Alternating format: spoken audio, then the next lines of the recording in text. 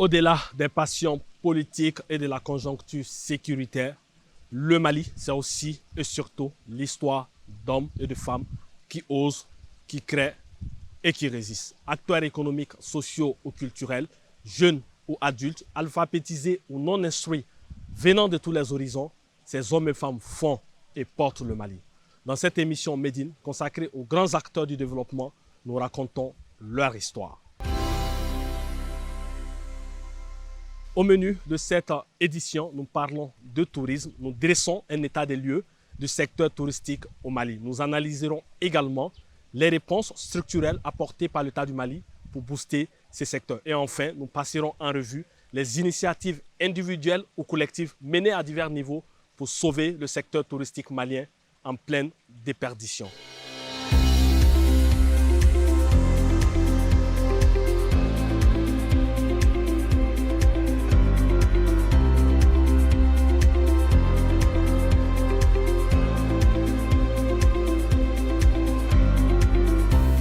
Cadre idéal pour accueillir un invité de marque, notamment le directeur général de l'agence de promotion touristique du Mali, que je vous prie de bien vouloir recevoir sur ce plateau. Merci d'avoir répondu à notre invitation. Pour vous accompagner sur ce plateau, Yacouba Kébé, qui est le coordinateur du groupe Arc-en-Ciel.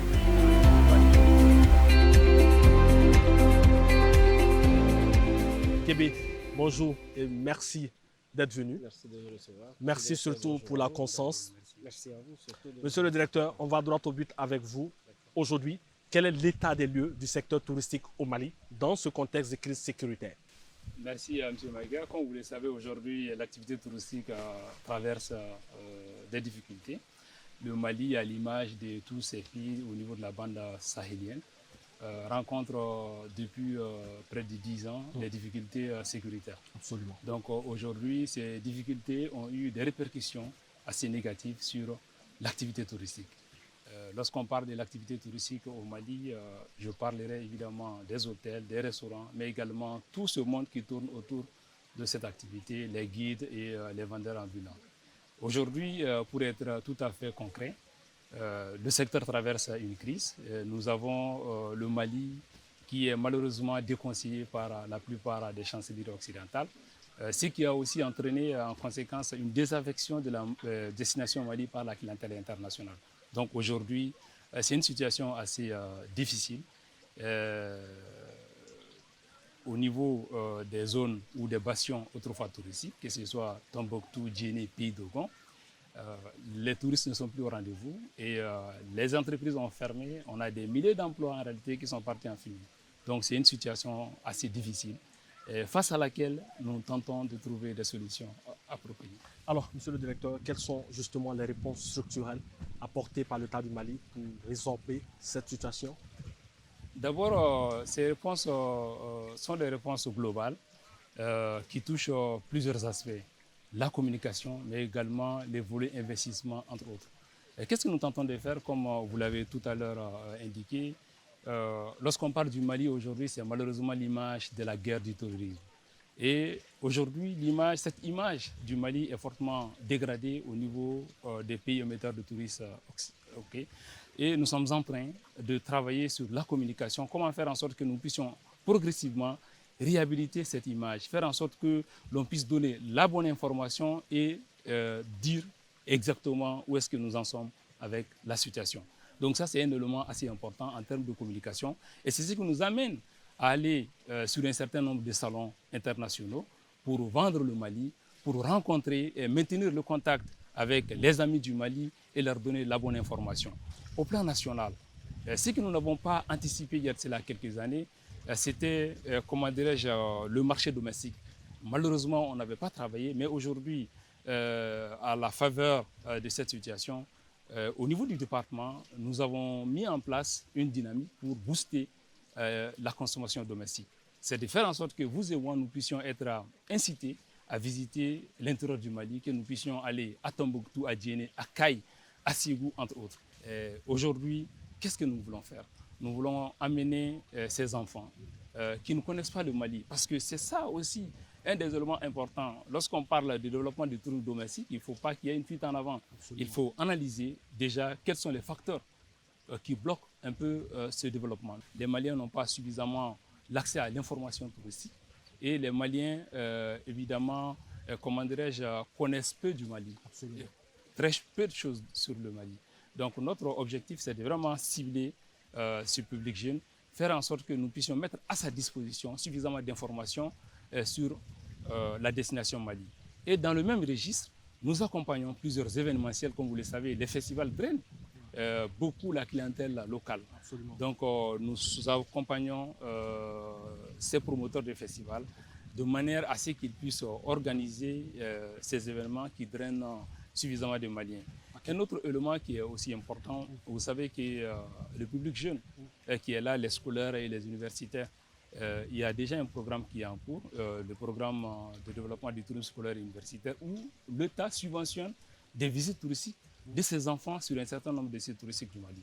Donc ce sont des éléments qui, de notre point de vue, concourent à la relance de l'activité touristique. Quels sont les enjeux stratégiques aujourd'hui en matière de relance du secteur touristique? Ces enjeux, ils sont assez importants. Comme vous le savez, aujourd'hui, c'est qu'il faut trouver une solution à cette crise. Et nous savons, dans la plupart des cas, lorsqu'une crise sécuritaire intervient, la période de récupération prend relativement beaucoup plus de temps. Est-ce qu'on va rester les bras croisés et ne rien faire? Ce serait catastrophique pour ces milliers de femmes et d'hommes qui travaillent dans ce secteur.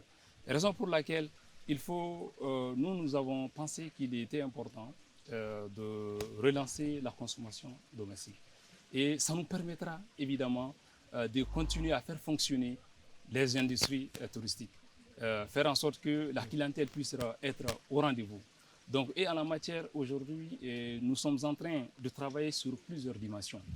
Je parlais tout à l'heure du tourisme domestique, mais également il y a le réseau international, le tourisme régional. Nous sommes en contact, il y a une association des responsables d'office de tourisme au niveau de l'espace IOMOA qui travaille pour faire en sorte que nous puissions développer des circuits inter-États. Ça, c'est un élément qui nous paraît assez important.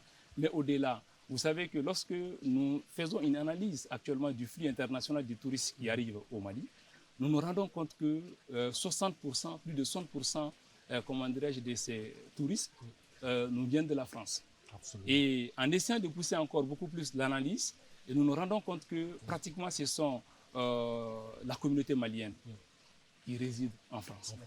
Et aujourd'hui, qu'est-ce qu'il faut faire?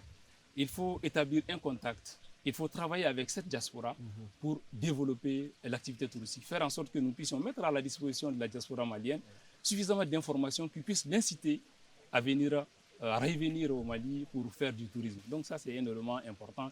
Et c'est ce qui nous a même amené cette année à repartir sur la France pour participer au Salon Top Plaza, rencontrer la communauté malienne, leur donner des informations, mais également prendre en compte leurs préoccupations. Absolument. Pour faire en sorte que nous puissions travailler sur des offres structurelles, et des offres structurantes plutôt, qui puissent leur permettre vraiment de trouver goût à cette activité. Donc, alors, monsieur le directeur, nous vous proposons une courte pause, le temps de donner la parole à d'autres acteurs du secteur touristique et nous revenons sur le plateau pour échanger sur les alternatives en matière de relance du secteur touristique.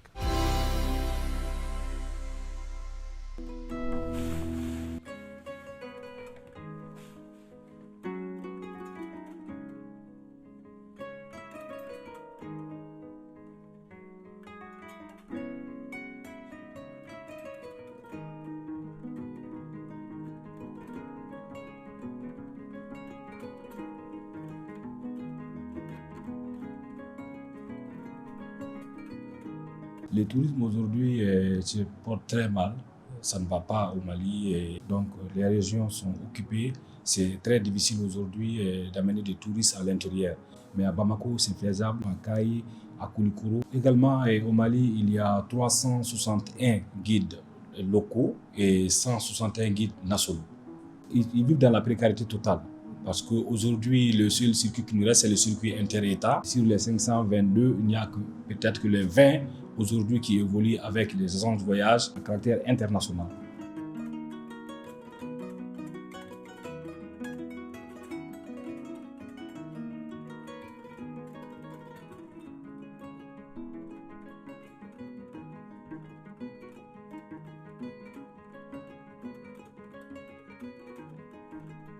Nous n'avons pas pensé à la diversification du produit en nous disant que bon, un jour, peut-être qu'on ne pourra pas exploiter ces produits-là et qu'il fallait chercher ou en tout cas mettre en valeur d'autres sites ou d'autres attractions en prévision de ce qui nous arrive aujourd'hui.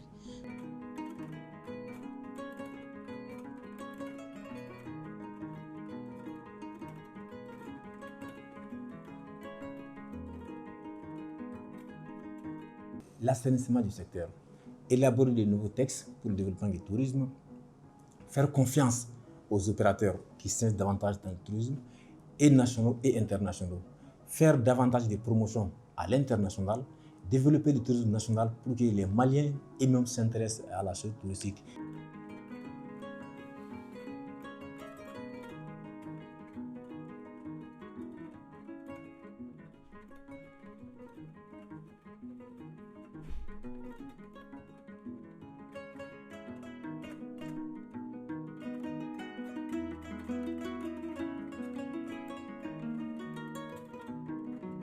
C'est un secteur porteur.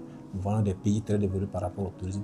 Donc le Mali a tant de richesses au niveau culturel, au niveau gastronomique. Nous avons beaucoup de richesses donc, que nous devons mettre à la disposition de nous-mêmes Maliens d'abord, avant que les autres ne viennent.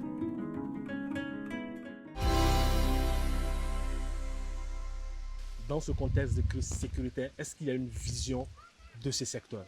Oui, évidemment, il y a une vision. Et je pense que l'année dernière, au mois de juin, tous les acteurs se sont rencontrés pour d'abord passer en revue les différentes situations, les difficultés, mais également faire des propositions. Donc il y a eu de nombreuses propositions qui ont été faites et je viens justement d'évoquer quelques propositions assez importantes. En ce qui concerne nos contacts avec les représentations diplomatiques, c'est aussi important. On ne peut pas toucher le cœur de la diaspora malienne sans pour autant passer par nos représentations diplomatiques. Et depuis un certain temps, nous sommes en train de travailler à améliorer les contacts avec nos représentations diplomatiques du Mali à l'étranger, en mettant évidemment à leur disposition des supports de communication, mais également en les faisant participer à toutes les actions de promotion extérieure que nous avons initiées dans ces différents pays. Donc même récemment, la semaine dernière, l'ambassade du Mali était avec nous sur le salon Top Reza. Donc partout où nous partons, nous avons l'accompagnement ferme de nos représentations diplomatiques avec lesquelles déjà nous travaillons et je pense que on peut se permettre d'espérer à ce niveau. Alors qu'il y a un aspect très important, les chancelleries se forgent sur des critères qui leur sont propres pour évaluer la situation sécuritaire au Mali. Les informations qu'elles donnent ne reflètent pas forcément la réalité sur le terrain. Sur le terrain, absolument. Peut-être que la première chose qu'on devrait songer à faire, c'est de communiquer beaucoup sur l'extérieur. Monsieur le directeur a expliqué qu'ils sont présents sur les salons. Je voudrais donner un exemple concret.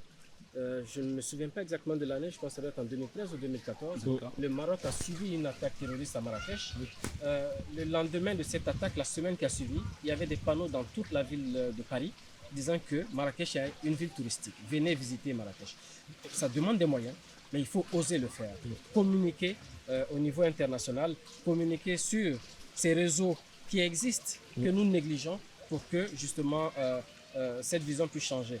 La communication n'est pas seulement qu'une question d'affiche, ce n'est pas seulement qu'une question de spot.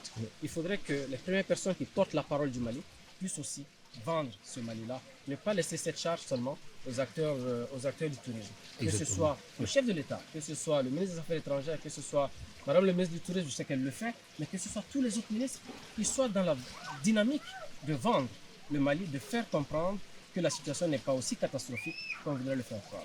Monsieur le directeur, l'agence de promotion touristique fait de belles choses. Vous êtes très actif ces temps-ci. Est-ce que les résultats escomptés sont atteints?